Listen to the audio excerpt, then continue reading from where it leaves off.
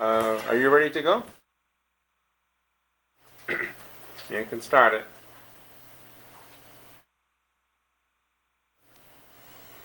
Okay, I don't see us on the screen. Okay, here we go. There we are. All right.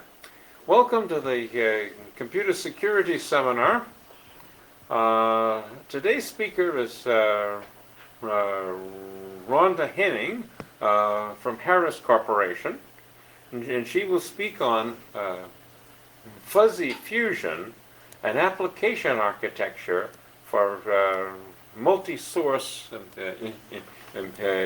information fusion. Rhonda. Thank you. I'd like to point out that this is work that I've done. Dr. Kevin Fox, who's currently working a large proposal back at Harris, and the team that was responsible for a system that we called the Network Vulnerability Visualization Architecture. So let's talk a little bit about what fuzzy fusion means and why we came up with why we developed fuzzy fusion. See, everyone says patch management is a very easy thing for systems. Now, in reality, we shouldn't need patches because the software should be perfect when it's released as a commercial product. Unfortunately, we've been conditioned to accept what we get from our vendors and we'll fix it later. Okay? So part of the problem, especially in a large enterprise, is you may or may not know what you have out there on your network. So you have to discover what you have in systems, and you may find wireless access points you didn't know about. You may find whole server farms you didn't know about in an enterprise. And you're sitting here saying, how could that be? And it's like, oh, it's very easy. You know, some people have extra money in their budget and decide they're going to make their world better for themselves. Right? So you have to know what you have, i.e. inventory your systems. And you'd like to know the secure state of those systems. So you do a vulnerability assessment. You want to find out, are these systems patched at the correct versions? Are there large vulnerabilities that have never been patched? And what do we do about them? So you want to find that out early. Once you know what you have and you know the state of those systems, you want to prioritize, right? Because given an infinite number of resources, you can fix anything or everything. But most people have a problem with managing their time and managing their assets. In some cases, if a machine is very old or if the software load is very old, it may be more cost effective to replace it. You won't know until you prioritize what you have. So once you've prioritized that, you want to move on to look at how you're going to fix the vulnerabilities, how you're going to do the root cause analysis. Did I miss a patch somewhere? Did I not patch because somebody was doing some very intense processing on a weekend and I skipped it and never got around to going back to it? You want to find out. And then once I've got it in a known state, I want to keep it there. So I have to continuously monitor it. I have to maintain that compliance with my standards. Because if you don't, you're setting yourself up to start this cycle all over again. And the more cycles you have to go through, the more painful it becomes. And the more people look at security and say, it's one of those hassles and we'll never get it fixed. So this is how we resolve those issues, because nobody wants to go through this kind of pain on a daily basis. And a lot of IT people do go through this pain on a daily basis, so we like to avoid that. So what's the problem that we're looking at? And why do we have that cycle? Well, a network or a network segment has a lot of pieces to it. And this is a small segment. We have some internal LANs. We have an internal network infrastructure. We have some people who come in from remote sites. We have some internal servers. Well, we don't necessarily know where the biggest holes are. And we want to find the holes. And once we find them, we'd like to make sure they go away. So this is the problem that we're trying to solve. But the problem is we've got different types of devices. They all need to be scanned. They all need to be maintained. That's why you do an asset inventory, so you know what's where and of what type. So you can figure out which vulnerabilities apply to a given system. So in a typical data fusion model, data fusion, the bringing together of information from disparate sources, there typically are 4 levels that we care about. Okay? We care about the object, i.e. a given node in the system, right? And you want a consistent frame of reference. You want to know what is a vulnerability, what is a misconfiguration. You want to be able to estimate, and you want to be able to refine that estimation by knowing what's there. You move from there to situational refinement, where what's the relationship between objects? What's the relationship between, I took a power hit last night and I have 5 dead machines on my network this morning. Well, I have 5 dead machines probably because their power supplies were flaky before the power hit, but I didn't know that. I found out when the power went out. Okay? So you look at objects, you look at the environment, and you start looking at the symbolism.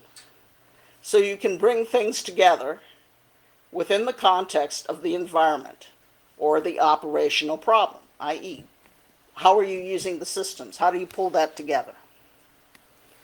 From there, we look at threat refinement. We look at how do you take that situation and look at vulnerabilities, threats, and opportunities.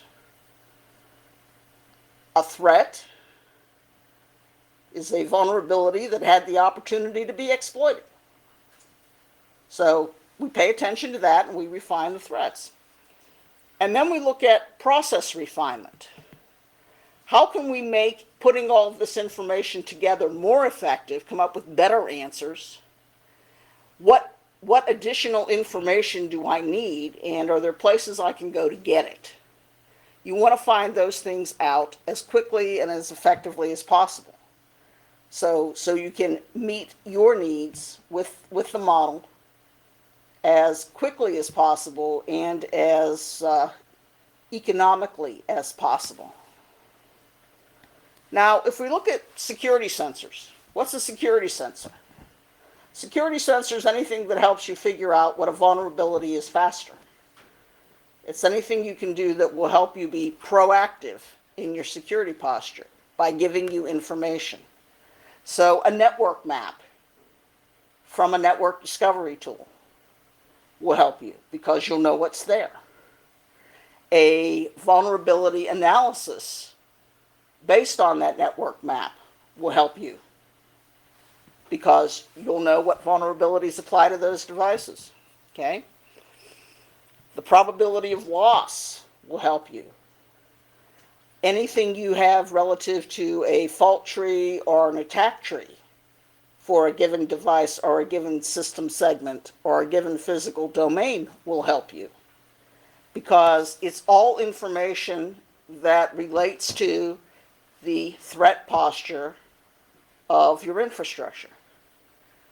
What Fuzzy Fusion helps with is making all of that information interpretable so that a user or a system admin person doesn't have to be an expert in fault tree analysis, doesn't have to be an expert in reading the common vulnerability enumeration, or an expert in configuration of every type of device on the infrastructure. You want to be able to have the information available and have it be understandable. And that's the whole purpose of using a fusion model. Because these are some other formats. Some things give you very nice graphical data. Some give you very textual information. Some give you the option to do both. And how much information do you want? How verbose do you want to go? If you look at security information management tools, they'll give you lovely bar and pie charts. They'll also give you the option to look at every single syslog entry. So the question is, what do you want to look at 8 hours a day if you're a network analyst? Most people pick bar charts and pie charts. They don't like to sit there and watch one audit record after another scroll by. It's boring. So you pick the format that makes sense. So if I've got all that disparate data, what can I do to make life better? Well, we started looking because Dr. Fox is an expert on information management and information fusion. And he said, well, what if we took this model of data fusion and tweaked it, made it applicable to the world of cyber? And we said, okay, how could we do that? We decided that a level 1 problem or a level 1 fusion in cyberspace would look at running multiple tools against a single node, meaning a single application, a single device, a single infrastructure element, a router, a printer, whatever, run the tool set, however many you've got or however few you have, against that one type. And look at how I can refine that data.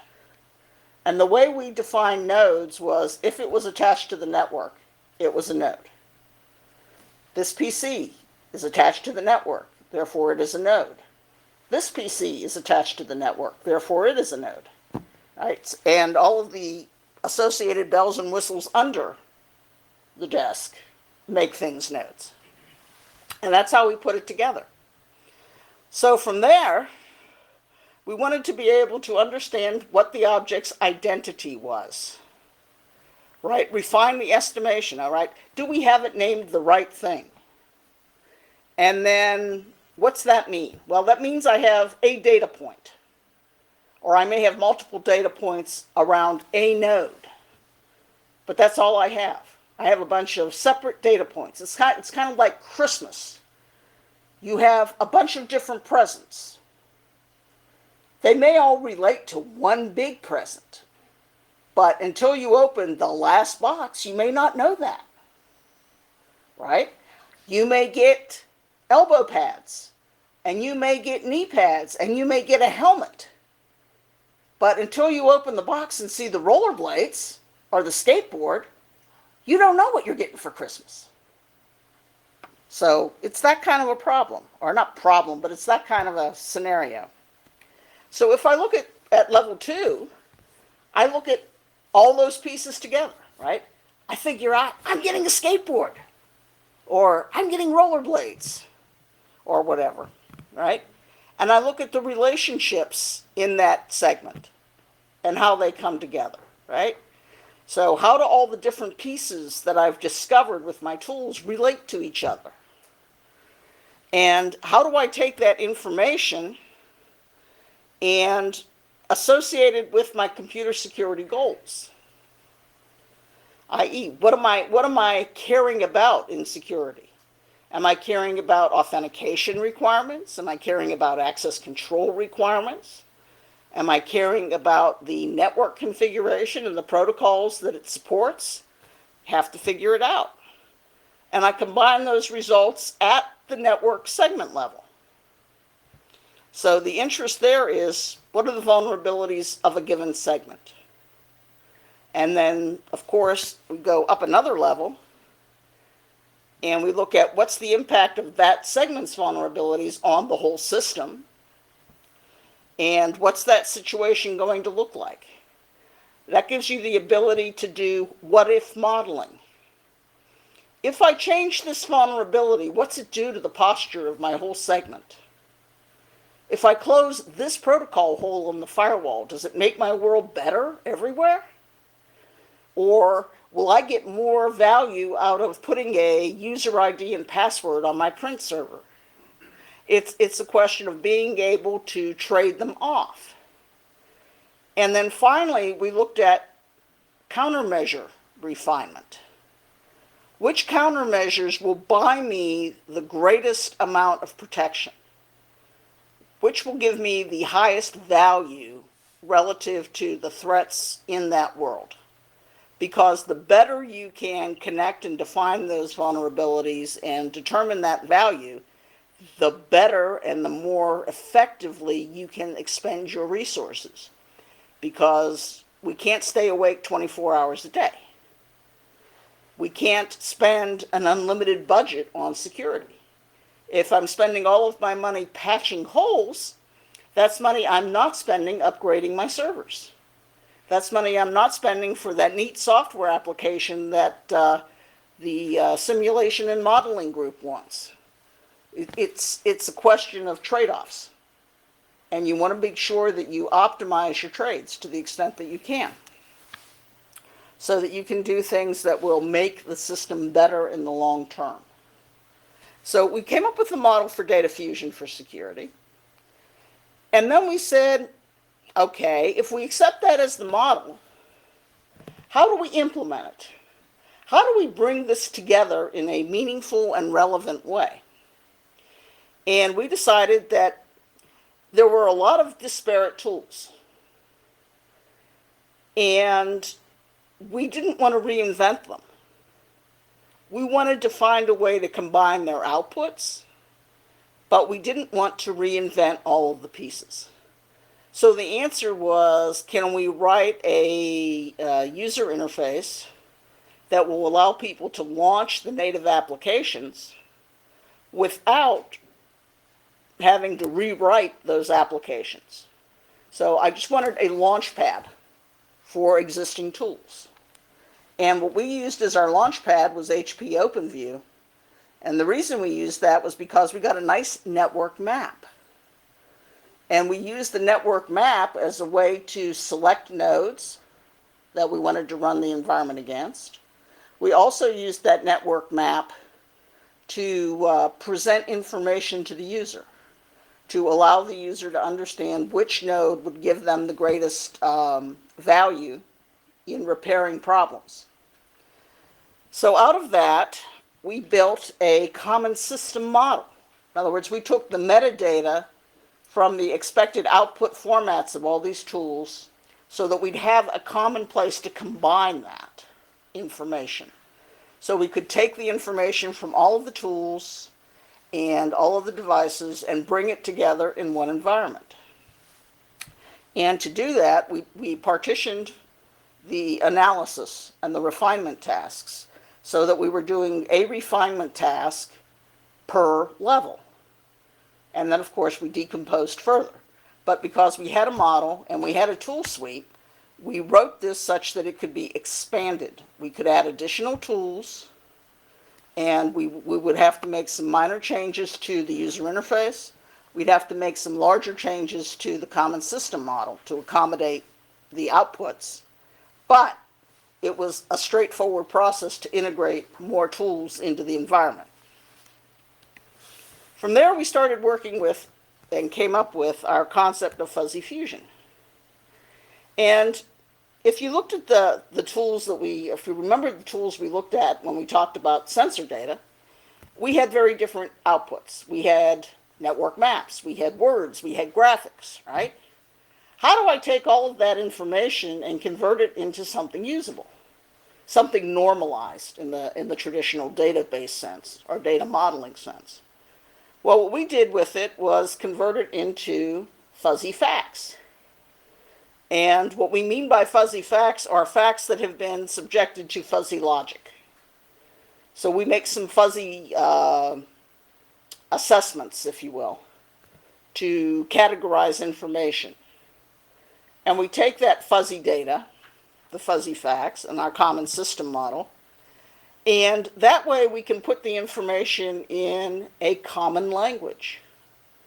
Once we have the information in a common language, we can reason about it, and we can reason about how we change it and how we combine it.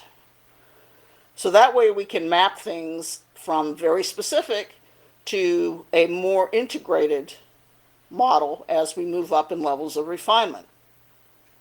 So we take the tools, after we've taken those results and converted them into fuzzy facts, and after we've validated the results against the common system model, and we export it to our expert correlation component. Now you're going to sit here and say, what do you need to correlate it for? Well, fuzzy facts are still distinct facts. They don't relate to each other unless you tell the system how they relate. And that's why we have export correlation. But we take requirements in fuzzification, and we implement that abstraction that I just talked about. We take that abstraction and we take it and we compare it to the requirements for the system. And what we did for this particular environment that we were talking about for fuzzy fusion was look at using audit, communications, identification, authentication, and access control.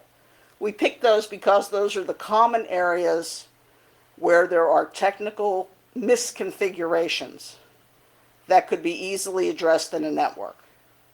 And that was why we picked those requirement categories.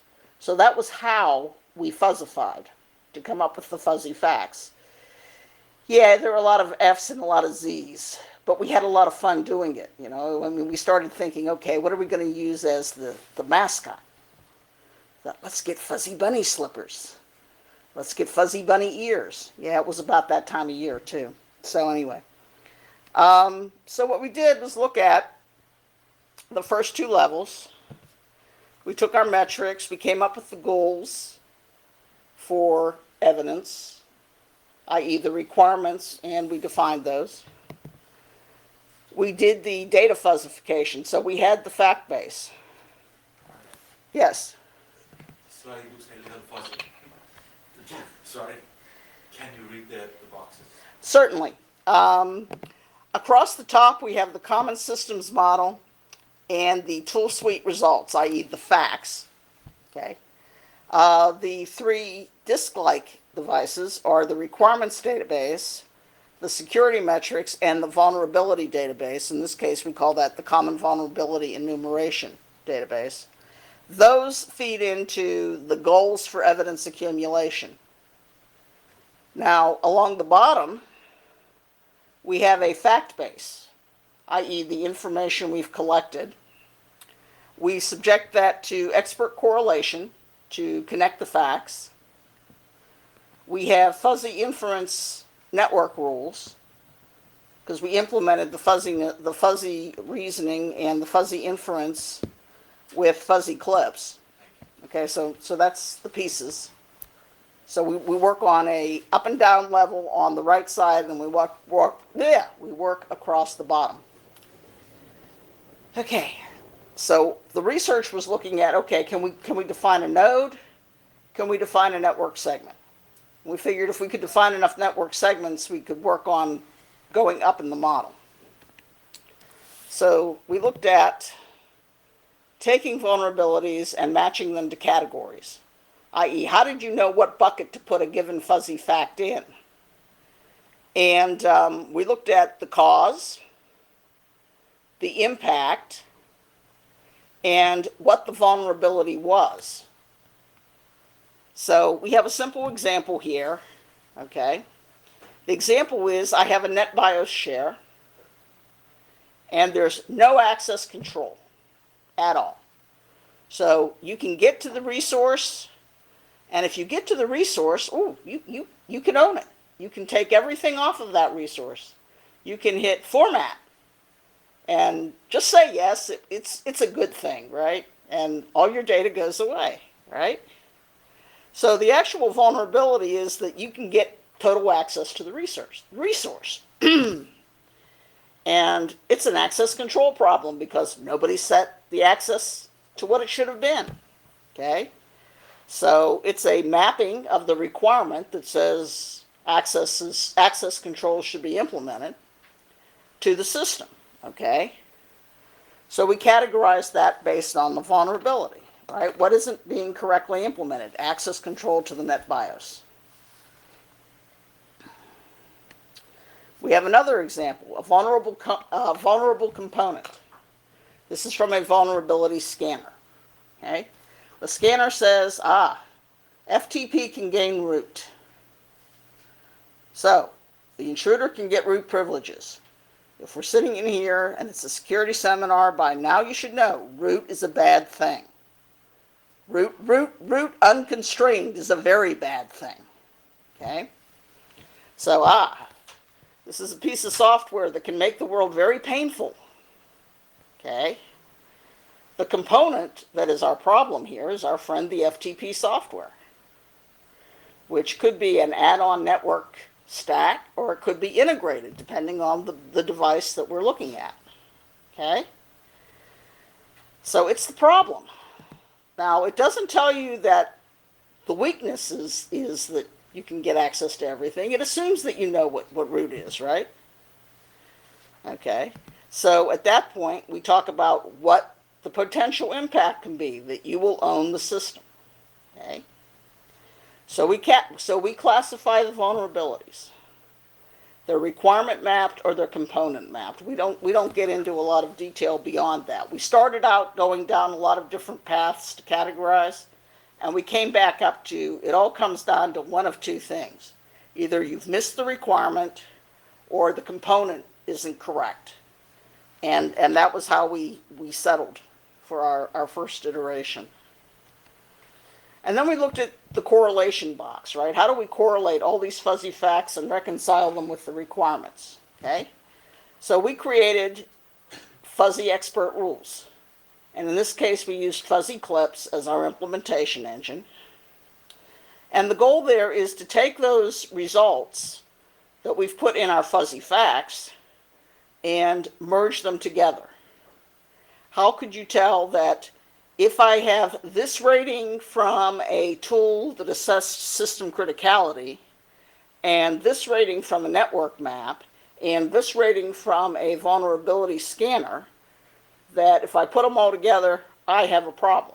Right? How did you bring that knowledge into the tool at the user interface level? Okay, so that's what the expert correlation component does. And what we did to collect that knowledge base and build that expert system was talk to the people that built security systems. We talked to the security engineering team. Okay, if I have this, this, and this going on, what's it mean? If I only have two fuzzy facts, what's that mean? And figured out a severity that we could associate with the information. Okay, if I have to audit, but I don't back up that audit, or when the audit's full, I don't do anything like switch to a backup audit file, I can't rely on auditing to meet my accountability requirement. I have to find another way. So that's the kind of thing that the expert correlation component gave us. So if I look at that, our level 1 rules were designed to give me a vulnerability rating for a single node. At level 2, I take all of the nodes on a network segment and integrate those, okay? And I do those by running correlation rules. And we divided the correlation rules into the categories listed on the slide. We had vulnerability association rules, meaning the vulnerability is associated with a given node. We had mapping rules. Did we have the requirements in the right bucket? We had refinement rules, how we could better merge things, analysis rules, and rules that were necessary for the maintenance of the inference network. Now, if we look at association rules, we used rules to prune the vulnerability space. We didn't want to look at any more than we had to know that there was a problem. If we had a machine that had never been patched, had never had a configuration applied to it, or anything else, we figured out that that was a problem, okay? And we looked at what was meaningful and what wasn't meaningful, okay? For example, if it's a secured building, okay, meaning you had to have a key or a badge or some user ID and PIN to get into the building, it wasn't necessarily the system's fault if you didn't have a user ID and password. So you could, I don't want to say discredit a requirement, so it wouldn't show up as a vulnerability. Because you have the concept of compensating controls. I have a compensating control that says physical access control is implemented. So I'm willing to accept that I don't have accountability in my infrastructure. Okay? And they exist in the format listed here, right? If it's a vulnerability and it's a requirement, then there's a problem. If it's a vulnerability but it's not a requirement, let the user know, okay? If it's a requirement but it's not a vulnerability, and then the fact that it's supported as a requirement is okay. So we found ways to cut down the search space. And those are the three basic categories that we used. Then we looked at mapping, right? How did we have to map, or what did we need to fill out the logical model, okay? And this is what we did through expert correlation in this point, right? If it's a requirement and it's not in the system specification, then I haven't specified the system correctly. Because in theory, every requirement should be in the system specification. If it's not, I have a bad design. If it's in the system specification and it's not a requirement, I should issue an advisory note to the user to let the user know that we think you might be missing something. We're not sure. Okay? If it's a requirement and it's in the specification, then I have the right alignment to proceed. So I want to give the user feedback on what I find, but I don't want to give him unnecessary feedback.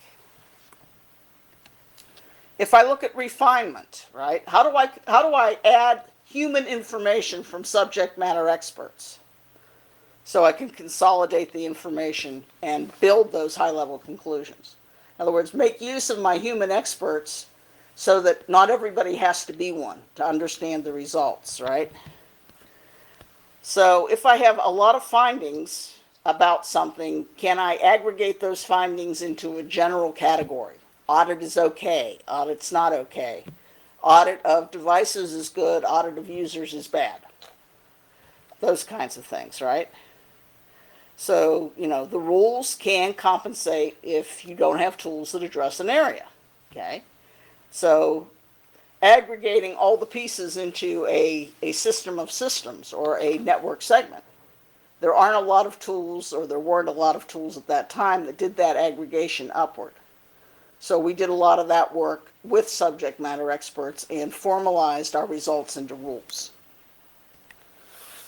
We looked at the rules to refine the data so that we could get to evidential reasoning.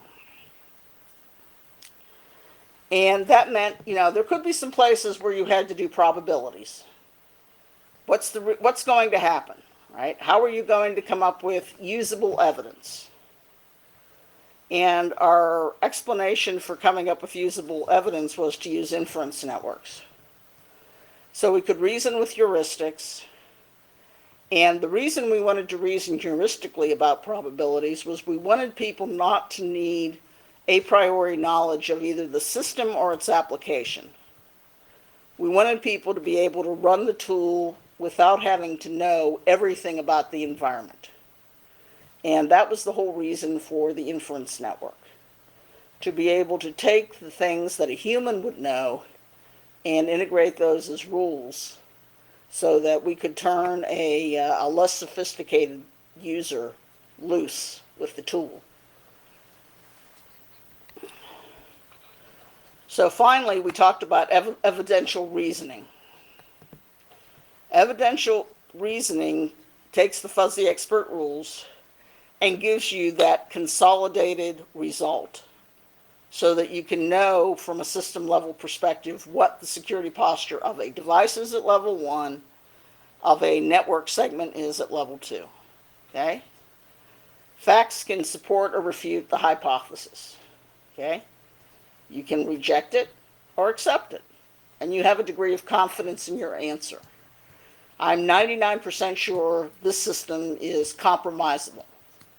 Or, I'm 80% sure this system is in reasonably good shape. Reasonably and 80% are about right. Okay? So what we did was take evidence from each of the tools to figure out what the overall probability was. Okay? So the assessment data comes into a point of reference, a yes or no, right? So because we provide the criteria, we further reduce the search space. So essentially we perform goal-based information fusion. Now, the answer here is, what we wanted to do with evidence accumulation, right? Was there a correlation between the goal of the assessment and the data you collected, right?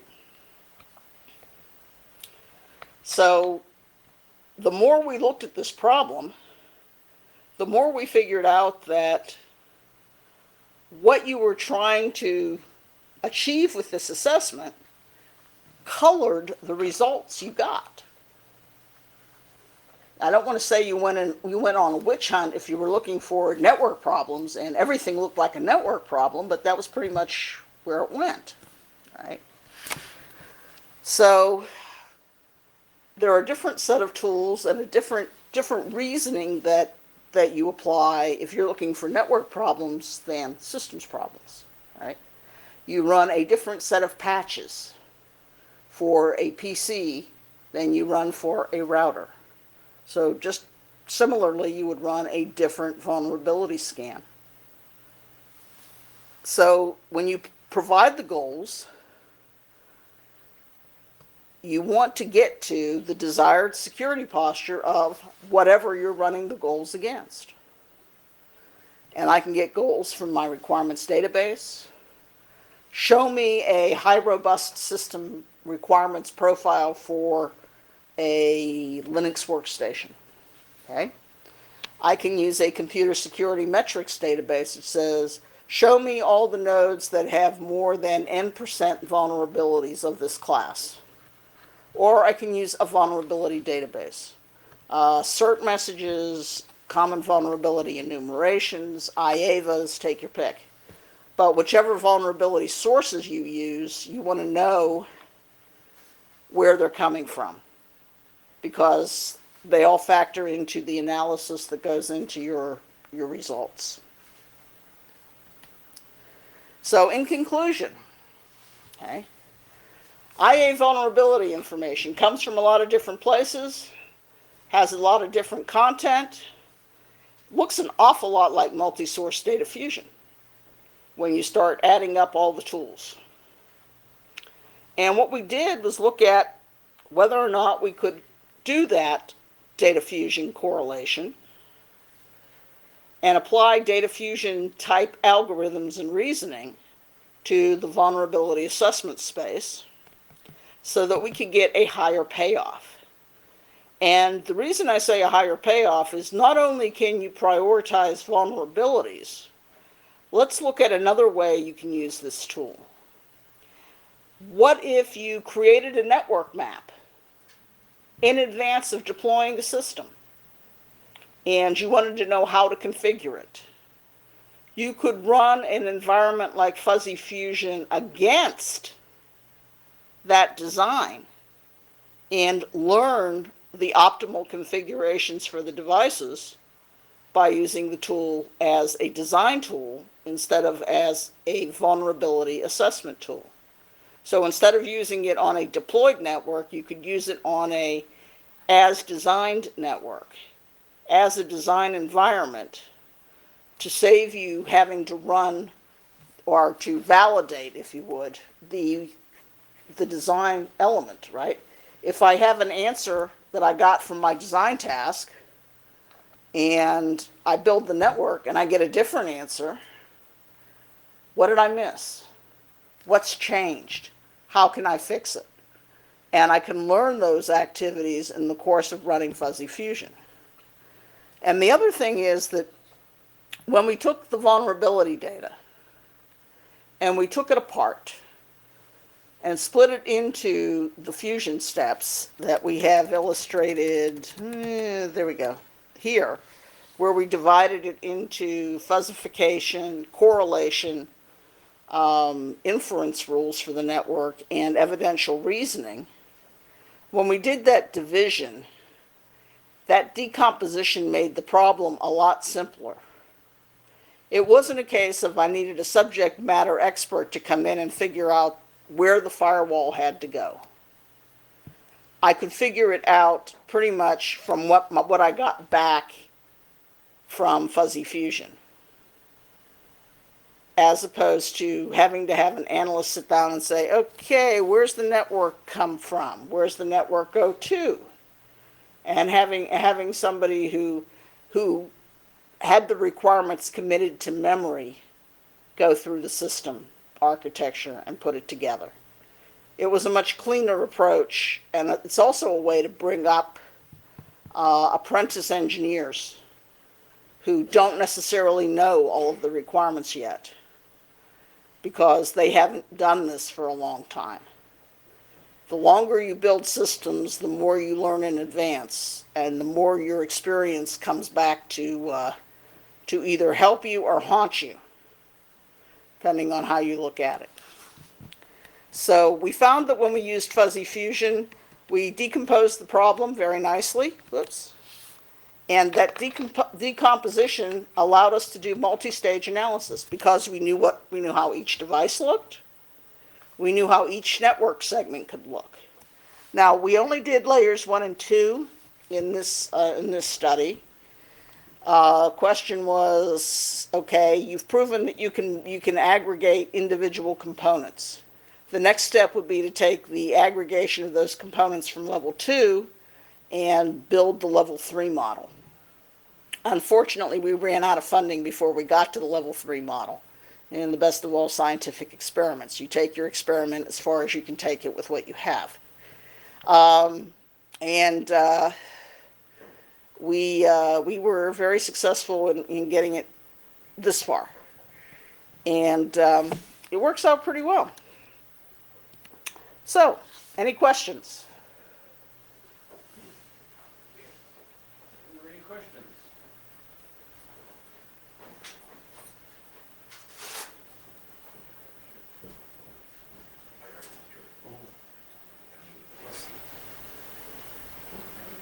Gee, nobody asked what am I supposed to do? Sing and dance for the next 5 minutes? I can do that.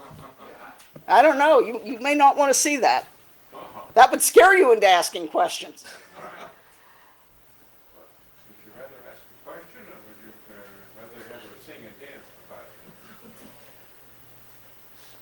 5 minutes? Wow. If you heard me sing, you'd understand why I was a computer security person. Let